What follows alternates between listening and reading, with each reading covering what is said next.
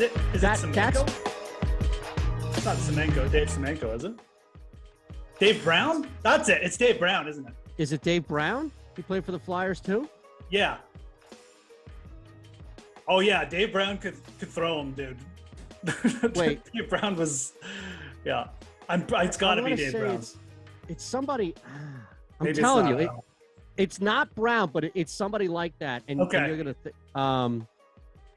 So. Anyway, long story short, that was our introduction to Edmonton about like how he would be playing in these hockey games and there'd be fights and like, Native women would be throwing people into the stands and like, there'd be like women and fighting men and everything. Like it was just, he'd tell this story about how they were doing some charity event in Edmonton. It just turned into this all out brawl. It was amazing. Yeah, that sounds about right. He had a nickname. Dave, now Dave's on the head. He had a nickname. Dave Semenko. I don't think it was. Yeah, I don't think it was that. Okay. I don't know then. Oh man. All right. Yeah. Yes, sir.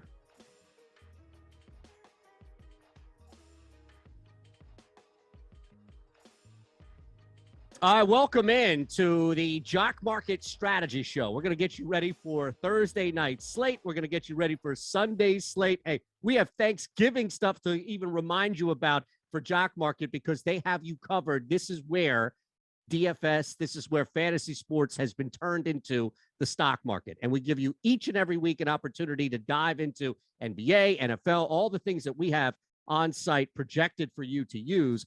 And the man who will be using these projections and more to give you expert insight information on how to make some money tonight and really over the weekend on Jock Market. Geoff's in the house. What's up, my friend? Oh, not too much. Canada's finest. Canada's finest. That's right. We're just talking hockey before, so now I got hockey on the brain, but yes. We'll switch to football here. Like I said before, I'm very happy to be on talking football here with Jock Market. Love the format. Do some NBA shows already. So yeah, ready to dive in for whatever here. Yeah, and I love, you mentioned the format. The best thing I think that Jock Market has, and there are a bunch of really cool things, but we always remind people, hey, it's not over once you're locked in because you're rarely, if ever, locked in. It's all about then maneuvering with game script and flow and buying low, selling high, which is a second completely different and really unique element that nobody else is going to give you. So that's such a huge part, Geoff, right? In looking ahead of time at the IPO stage and then recognizing that, hey, maybe somebody is a little too expensive but you could always take advantage in the game script once kickoff actually happens. Yeah, exactly. I mean, part of it is identifying guys. You got to make the decision. Are you going to invest in a guy early in the game? And then once you do that, are you going to leave yourself some shares, some money to go in with guys in the game? And who do you want to target there? So yeah, you can play Jock Market so many different ways. It's one of the beauty of the site. And yeah, we'll try and get into touch on as much as possible about it here. And I'm curious, how do you see, because I think a lot of building and looking at where we have as far as fair IPO price for tonight, for Thursday night specifically, how do you think this game plays out? Because I'm curious, just looking at it right from the single showdown standpoint of it, but also just from an overall narrative as far as, do you like the Falcons? Maybe they're getting 6.5 at home. Is this just a continued role for the Patriots defense? How do you kind of see this game playing out? We were talking about it on the Awesemo Odds show earlier, and I think I might sneak in a plus 6.5 at home for Atlanta. I might. I mean, I won't talk you out of it, but it is Thursday night, right? And yes. Again, we only need to look back to last week to see what happens sometimes in these short slate games. Teams don't have as long to prepare. It's just ugly. And I mean, we could easily get like some kind of 17-13, 17-14 game. And maybe the Patriots eke it out because they're the better team, clearly. But, we could definitely get an ugly game. The under could hit. And Atlanta could keep this close. And I get that viewpoint. I think that's definitely one probable outcome of tonight. I think the other probable outcome is that the Patriots are the better team here. Atlanta has Matt Ryan at quarterback, who he's looked good, but he's looked good against bad teams. And he's not facing a bad team tonight. And he's only on a 3-4 day turnaround with no number one wide receiver against a team that's just going to smash 2 running backs in there, throw the ball, complete a bunch of short passes, and put up points. And I think the other more likely scenario is the Patriots just blast this Atlanta team back to like the last decade. I mean, I think there's a very wide gap in these two teams right now. I think the Patriots have been underrated all year, and I think the Falcons are one of the worst 4-win teams in the NFL like ever. Yes. So I think that scenario is more likely, but you're right to be suspicious of this big a point total on a Thursday night, because even when I first looked at this line, I was like, my God, 6.5 points on a Thursday night game, Patriots on the road. This does smell trappy. Yeah. And that's the biggest thing is, okay, even if it's not totally trappy, right? Even if the Patriots are able to get the victory here, the one thing, and we'll factor this into now how we look at some guys looking forward here. By the way, it's Frank Bialois, if you remember the animal for the off-season, for the off-talk convo. I'll get back to that when we're off the air. Yes, but I knew it was at the tip of my tongue. But here's the thing, though. Looking at this game, I do think that you raise an interesting point, which is, hey, New England could still win. It could still be somewhat trappy here to where the Falcons don't necessarily cover that spread, but it doesn't feel like it's going to be heavy scoring. That's the one thing we've seen, right? Where the road team being the favorite on a short week struggles at times. Yeah, absolutely. And you do get that vibe from this game, again, that, one of these teams could struggle to score, if not both of them, right? So I think where the 47 comes from, I mean, it's mainly from the Patriots. The Patriots are the team we should be able to rely on here to get us at least like 24, 25 points. But when we're taking Atlanta players, and especially like in the jock market IPOs and stuff like that, like we do not want to overpay for Atlanta players here.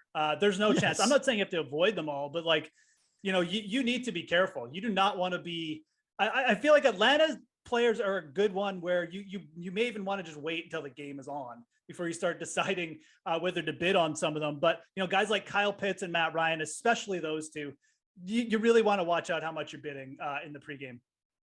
Yeah, I love that call because we have on our own projections here. So looking at everything, Alex has Mac Jones, clearly Matt Ryan is the 2 top projected guys, the quarterbacks. And there's Kyle Pitts, more so than everybody else. Odd Shopper has a pretty strong play of under as far as receptions and receiving yards for Kyle Pitts. Yeah. And I'm just, you're right, where why take the risk on anybody really in Atlanta? I mean, look, we have Mike Davis because Patterson looks like, he's going to be out there. So Mike Davis is projected, I imagine, just on volume, 13.06. But Falcons are down 10, 14 points in the first half. Can we really count on Mike Davis to do much? Yeah, I mean, I think if Mike Davis does get there in this game, it's probably going to be as a pass catcher. So, you can even make the argument like maybe them getting down like helps him, because I think Mike Davis's other issue is Wayne Gallman looked okay last week and was getting snaps over him. So, if you're targeting Mike Davis, you might even be targeting him for those PPR points because they have used him in that role before. We do have him like projected fairly high. I mean, 5th highest in terms of value on Jock Market. So maybe there is something with that projection again, like with that idea that with Patterson out, he'll be used more as a route runner. And I think that's definitely something I could see. I could even see him leading this team in receptions, if we're being honest, because I feel like Pitts is probably going to be well covered all game. And, Davis, Matt Ryan, I mentioned just looking dusty, just probably just going to take those dump offs a lot in this game. So I think Mike Davis does have potential from there, but like you said, it's still a player. There's a ton of risk here. And again, we add in the Wayne Gallman element from last week here. If he looks good off the top, he might just steal all snaps. So. Yeah, that's a really interesting point, Geoff, of just about how Wayne Gallman has inserted himself into the ground game, also with touches, if it's goal line, if it's just being the main back, if you will, to get some ground opportunity, or just splitting straight up, knowing that he's now fully inserted. It's a completely different projection, by all means, as far as where Mike Davis is. I mean, it's nearly 10 full points, the difference there. But Gallman doesn't look like, I mean, clearly with the 6, he's not looking to, as far as a projection to score, but I'm thinking All right. If the Falcons get up, maybe if it's like 7 to 10 points in the first quarter, do you start looking at taking advantage of Gallman before it becomes obvious that they would turn to run him a little bit more? Yeah. Yeah. I think that's a great play. I mean, I think Gallman is definitely someone. I mean, maybe you grab some shares in the pregame, but again, I wouldn't go crazy with the Wayne Gallman either, because there's so many paths where he gets like 8 carries for 10 yards and then they just like dump off to Mike Davis for the rest of the game too, right? So don't take this as me going like just buy all the Wayne Gallman shares or something, right? I think that's a very good way to go about it. Is if you're watching the game and you're really taking advantage of the Jock market and trading in game, Wayne Gallman's a guy that if Atlanta jumps out, maybe they're moving the ball even just on the first drive and they get a red zone, like just, try and snap up some shares of Wayne Gallman, or maybe they get ahead, like you said, and Mike Davis isn't running the ball well, but Gallman looks a little bit better. It's definitely one of those situations at running back for tonight for Atlanta where both these guys have high bust factors. Davis probably has the better floor because of that. I really feel like he's going to be pretty well involved in the pass game because of the limited options and just how limited Matt Ryan is. But they both have paths to get there. Gallman's is tougher to get to, but like you're going to be paying way cheaper prices. So there's probably a bigger payoff for it too. So let's look at two other guys that jump out here, and then we're going to bounce over after we're done with New England to the Sunday slate. A reminder here, hit that thumbs up button. Make sure you're subscribed, of course, not just to the Awesemo DFS channel, the odds, the fantasy football channels that we have for you as well. And look, that promo code above my head, above Geoff's head, is there for a reason. Use it. All right. We're giving you information here on how to win money on Jock Market. Use that. The promo code is Awesemo. You put in 50, we put in 50, and then you have $100 to play around with. So let's look at the other two receivers there, because you're right with Mike Davis involved in the game plan. Let's assume, I think the most reasonable assumption I would say here would be that the Falcons are down and they're going to be throwing the football, right? Okay. Now, what does that mean for Russell Gage and Tajay Sharp? Yeah. I mean, if we're going on past performances, it might not mean that much, right? Like It didn't mean much last week, but it will mean that they're both on the field a lot. And I mean, you've got Sharp, like, playing quite a few snaps as well. And Russell Gage kind of acting as the number one wide receiver. So it's going to mean they're on the field in a high volume passing spot. And this is again, where it gets dicey with trying to trust these Atlanta players, is that we have seen these guys in these spots and they've busted completely before. So, Tajay Sharp played 80% of the snaps 2 weeks ago and had 1 catch and 1 target.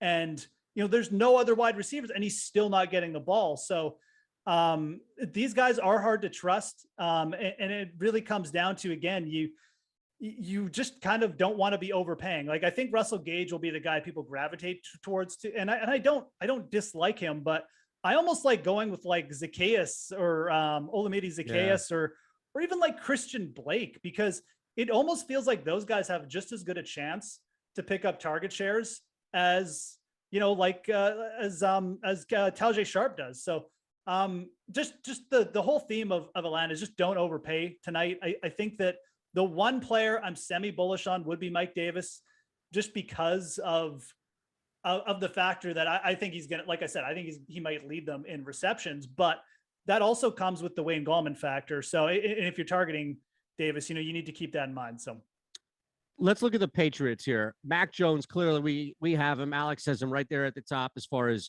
projection for leading this game in fantasy points. We also have a pretty high value still for him. And I think that's probably combined with the fact that, look, he's just the easiest guy to point to say quarterback plays the right position, winning team, therefore he'll lead the night in fantasy points.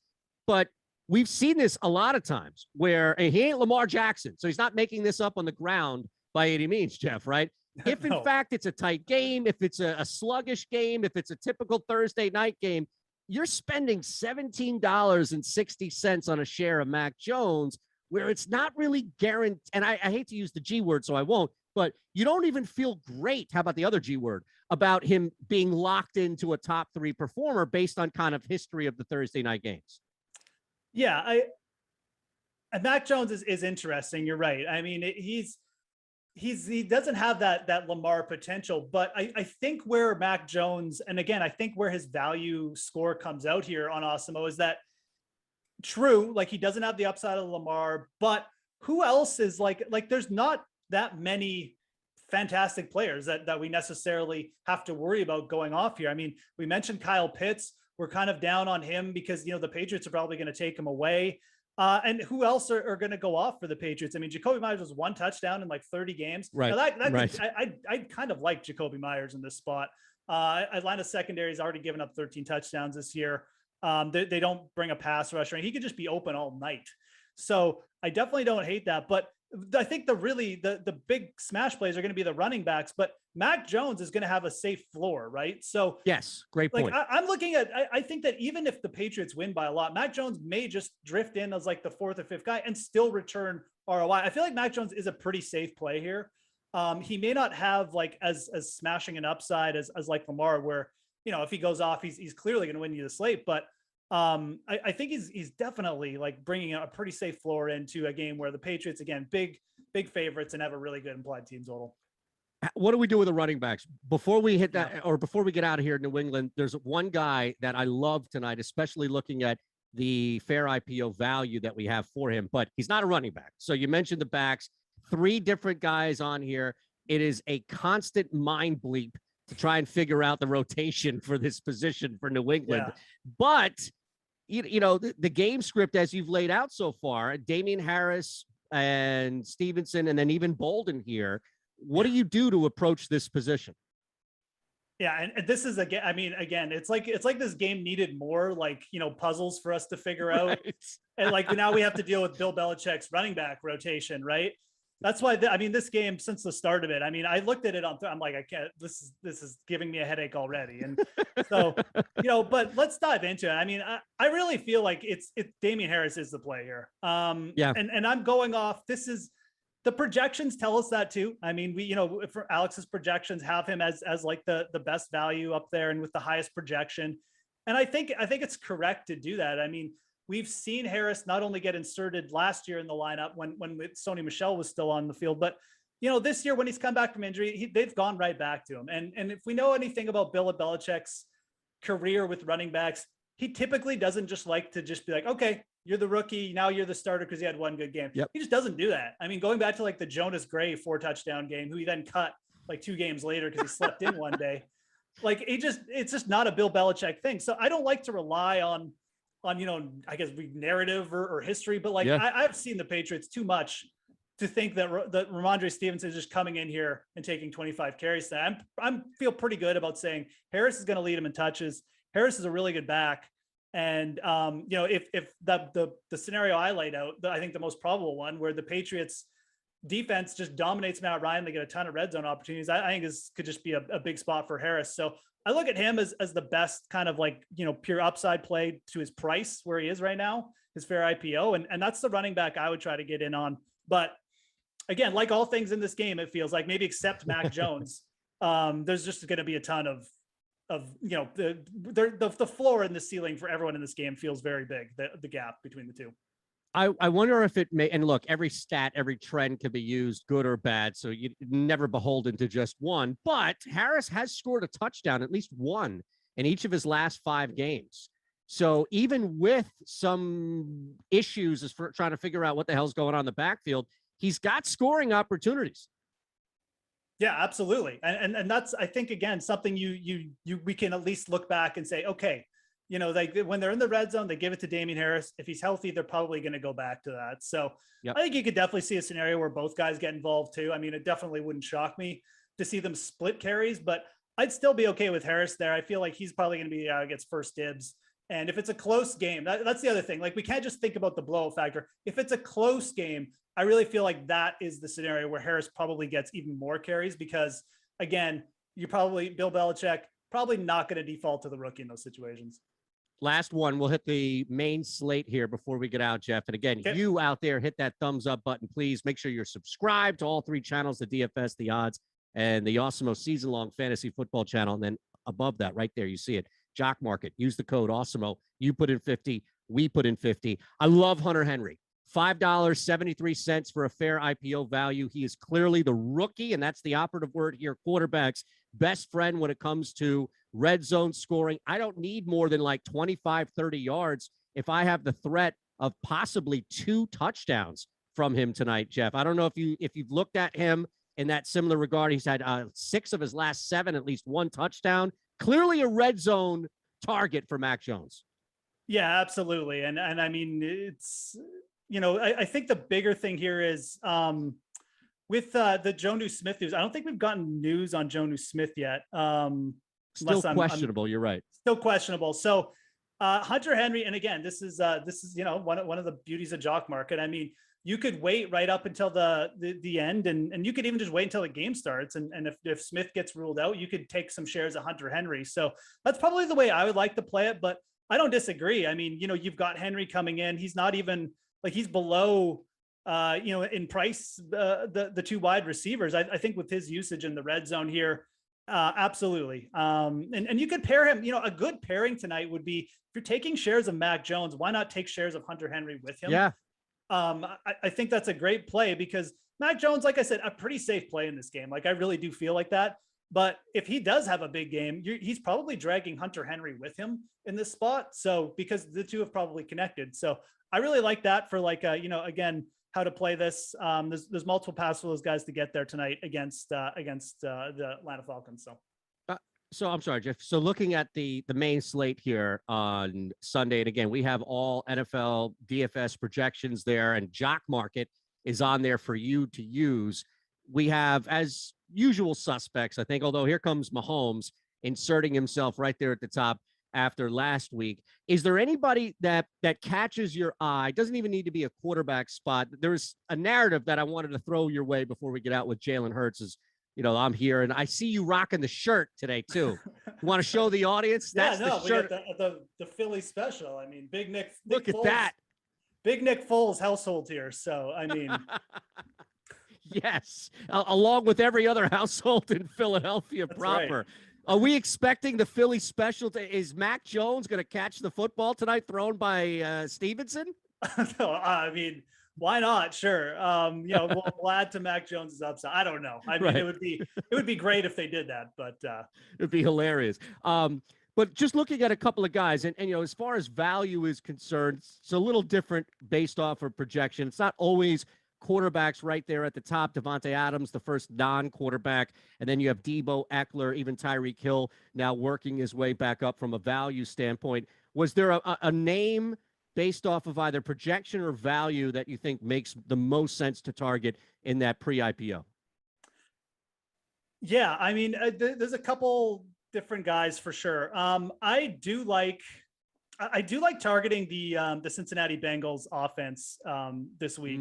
Like I think you could, and again, I like this because they're not really on the first names off people's minds this week, but the Vegas Raiders, I feel like there's too much going on with that team right now. I feel like their defense definitely regressing back to the norm as we saw last week. They got off to a hot start. They got some pass rush. That's dried up. I don't think their pass defense is as good as it appears. And now you got the Bengals with Joe Mixon, Jamar Chase, and Joe Burrow, all kind of just, not really going to be someone that you have to bid up for. I think Joe Mixon is in a big spot here. This is a player who's had like over 100 yards on his last 9 catches. He's staying involved in the pass game. He's been more productive on the ground. I think this is a really good spot against a bad Raiders rush defense. So I like targeting the Bengals more as just like kind of the value trio. Like if you're looking to really stack a team and go crazy, I think there's some opportunity for scoring there. That's probably the first group of people that come to mind. But I am probably going to get sucked into Cam Newton this week too. Yeah.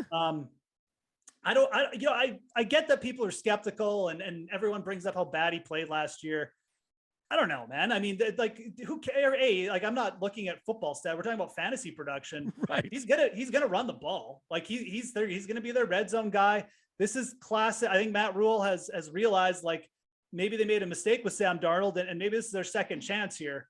And Washington is not a good defense. I really do expect Cam to potentially really put one on here. So I'll get sucked into it. If we get like the memes of Cam, next week, he's throw like 3 picks with the I'm back stuff, then whatever. But he's looking just, I think the spot and all things considered with how Carolina could be running this offense, I think it's a good week to buy in on him. What does that do, though? And we saw this even last week, right? He's going to take touches and he's going to take scoring opportunities. He's the vulture. And I love running with Cam, don't get me wrong. But what does this do, mainly, if anything, for you with McCaffrey? You know, long term, like, I don't think it's that big a deal. I think you'll have more games where, you know, Cam does potentially steal some touchdowns, but I think long-term, this could be a good thing for Christian McCaffrey. Again, I mean, you only have to look at some other offenses we've seen, like, you know, around the league.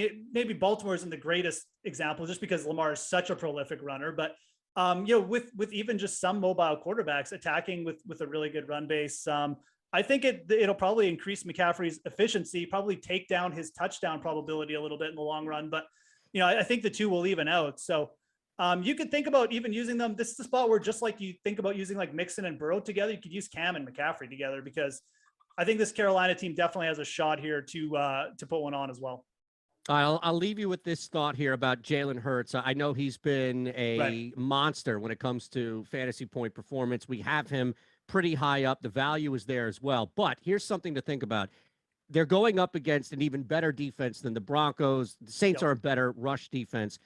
I think Jalen Hurts, like, I think the Eagles are going to be down. I know Mike just earmuffs this, so I don't ruin your day. But I think the Eagles are going to be down, which then opens up that third to fourth quarter opportunity for Hurts to move around like we saw earlier in the year. It's slowed down significantly over the last 3 weeks because there was such a commitment to run the ball, Geoff.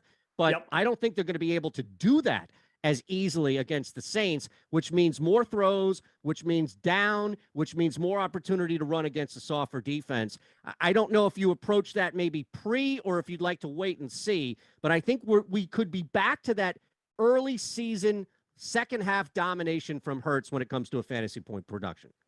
Yeah, so you've hit on two things I really like, and this is a good strategy thing to go off on. Jalen Hurts is like the perfect example of a quarterback I feel like you don't need to target in the IPOs most weeks because he gets bid up. Everyone knows he's got the rushing upside. Everyone's excited about him still. But half of the time when Jalen Hurts goes off, it's because he had a crappy first half.